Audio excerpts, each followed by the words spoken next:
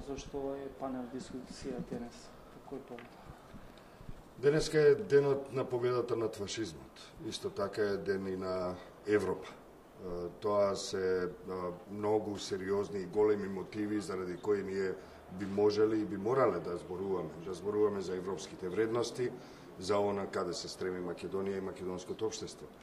Меѓутоа, за жал, денешниот датум е исто така и едно травматично сеќавање на една мала војна, мала по временски период во кој се одвиваше, тоа беше 48 часа војна ја велат, но тоа беше една травма која доживеа пред се граѓанинот или граѓанката на Куманово, меѓутоа и сите граѓанки и граѓани на Македонија.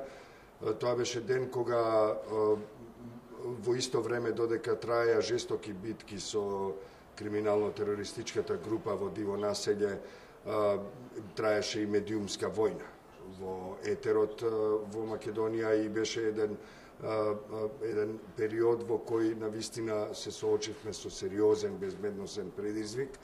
Меѓутоа, и во тоа време веднаш во првите часови по избивањето на инцидентот Цивил центар за слобода, а и сега сакаме да нагласиме дека кумановки и кумановци покажа една висока зрелост, една мудрост која може да служи како примери за во Европа, а не само за Македонија, во која тие не подлегна на предизвикот да се закрват со своите соседки и соседи на етничка или на верска основа.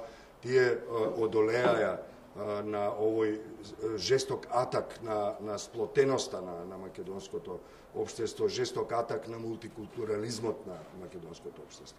За тоа, за 3 години по Диво населје, за потребата од промовирање на европските вредности, промовирање на соживотот и толеранцијата, би сакале денеска токму Куманово ние да го одбележиме денот на Европа и денот на победата на фашизмот на овој начин.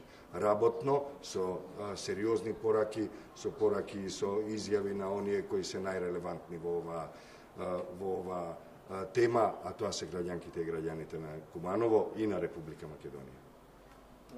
Сметате ли дека со граѓаните, тоа што го спомнавте, македонци, албанци и сите други, им одржаа лекција на политичарите, им покажаа како се гради држава со оглед на тоа што тие политичките кампањи и доаѓањето на власт секогаш го врзуваат за национални теми, завршени за национализм?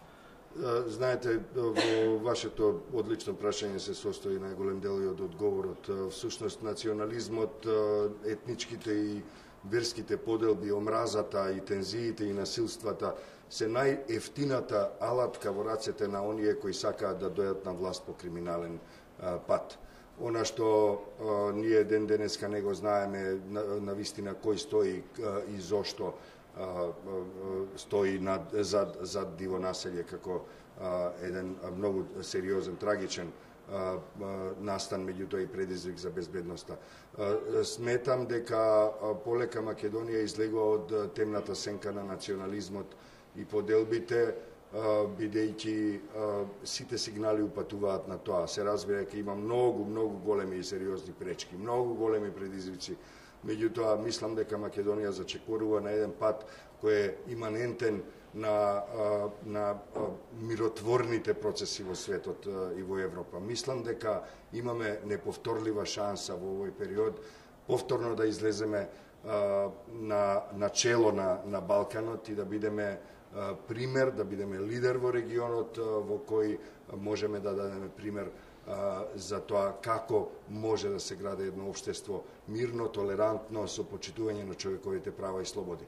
Сметам исто така дека лицето на Европа е прилично избраздено од недоследности и од газење на собствените вредности кои се промовираат со децении наназад. И мислам дека Македонија може токму и на Европа да се обиде, да и помогне, да и покаже дека навистина можеме заедно. Благодарам.